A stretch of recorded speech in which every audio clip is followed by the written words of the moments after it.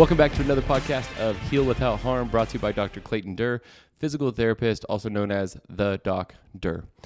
Today's podcast is going to be just a solo one. It's just going to be me. I'm going to bring to you information about low back pain. So we're going to call it Low Back Pain 101.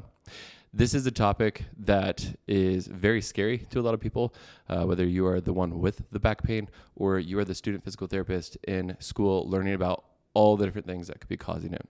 I want to demystify a lot of that. I want to make that a lot less scary for you, give you some rough percentages that I see anecdotally in the clinic on what causes it, and how often or not that often we actually see people coming in with big, scary injuries. Just to give you a quick stat, again, this is anecdotal.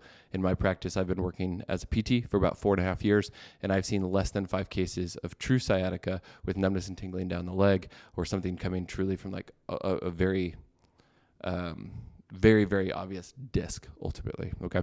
And so again, this podcast is all about trying to point out the flaws of the medical system, talking to, I should say, the people who are frustrated. They're frustrated that if they do show up at your regular primary care physician with low back pain, they're probably going to give you some muscle relaxers. They're going to give you some anti-inflammatories, send you on your way.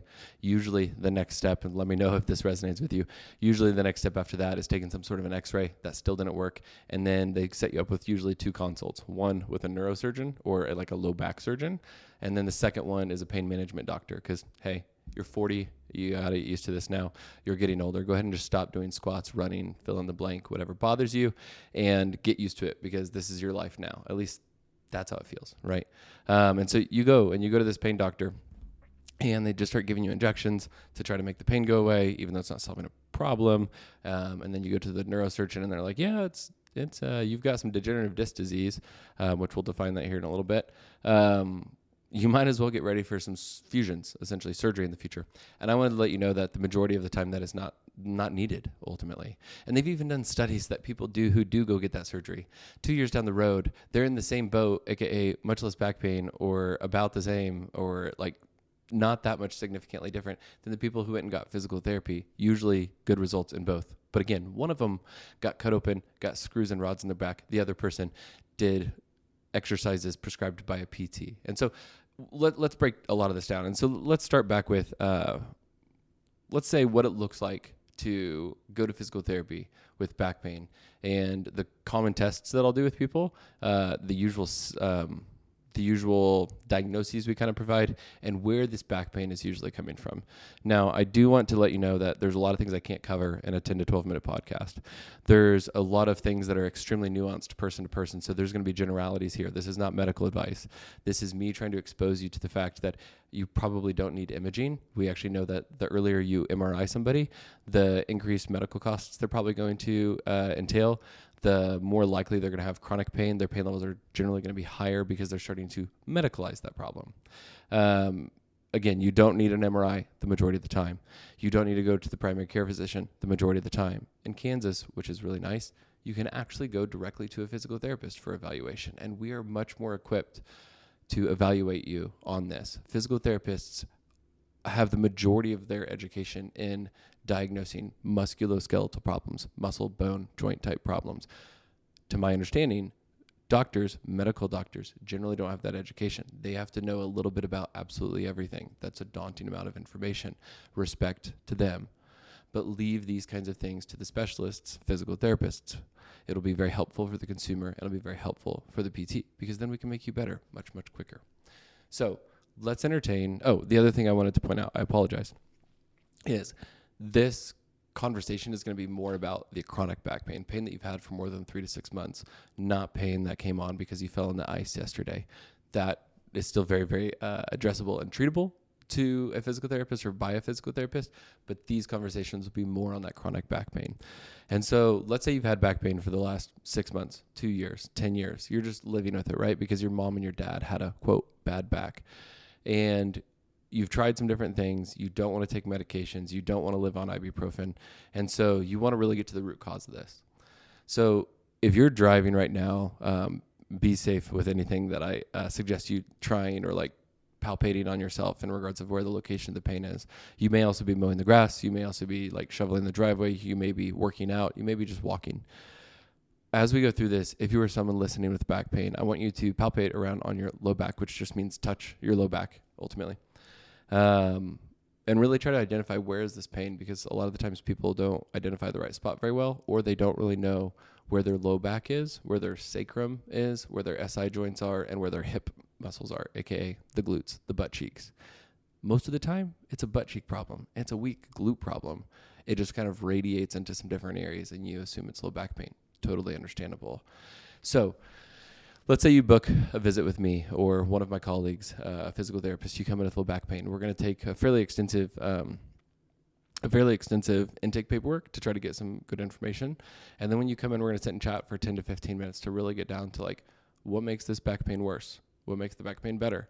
What can you not do right now? I mean, is it hard to just get on off the toilet, or is it only hard if you're lifting over 100 pounds? We need to know all those pieces of information. After we get through the discussion and really try to understand how this is affecting you, what goals you can't achieve, and how it's changing your daily life, then we move into assessment. Usually we do a trunk test. We see how well do you move forward, backward, rotation, so on and so forth. Then we start getting into like each individual side, and this is where we find most of our problems.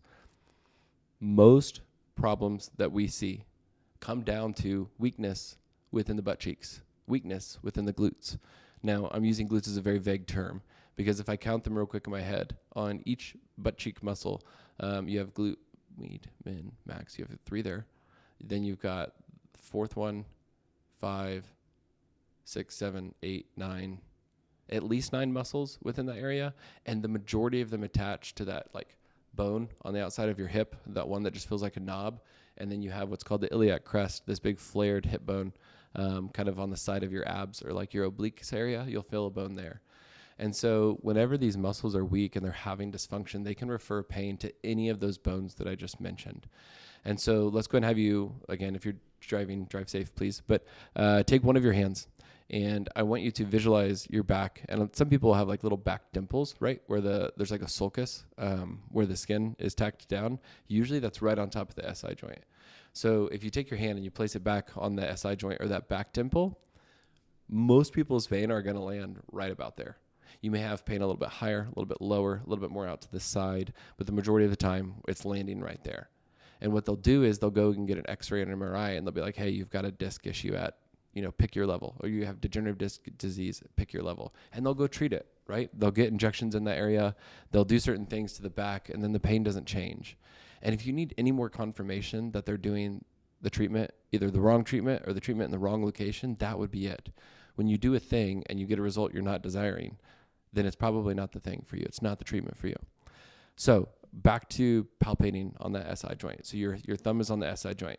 If you go down and out to the side, so we call it lateral, going out laterally, and you start to really push in, you're probably going to find some tenderness. You're probably going to find some like, ooh, that feels like there's a knot there. That feels angry. That feels irritated. Something along to that tune. Yeah, that's confirmation that muscle is not happy. And the majority of the time when we go and test the strength of these muscles, less than 10% of the people that I see have strong muscles there.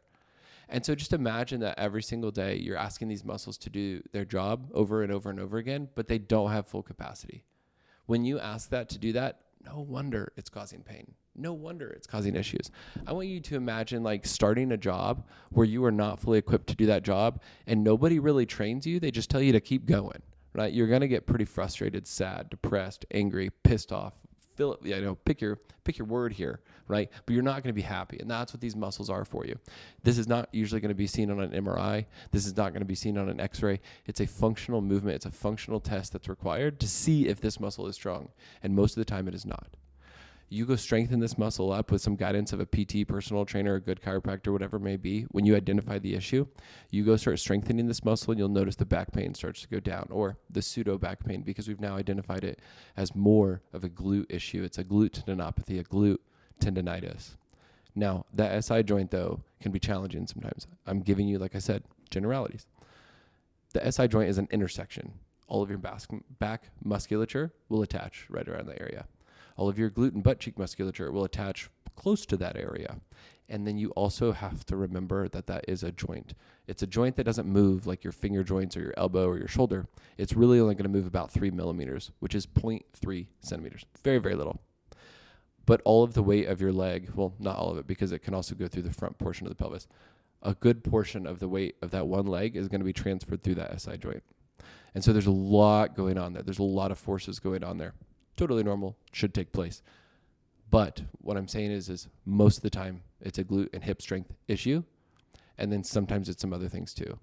But again, most of this doesn't come down to a disc pathology. But that sounds scary.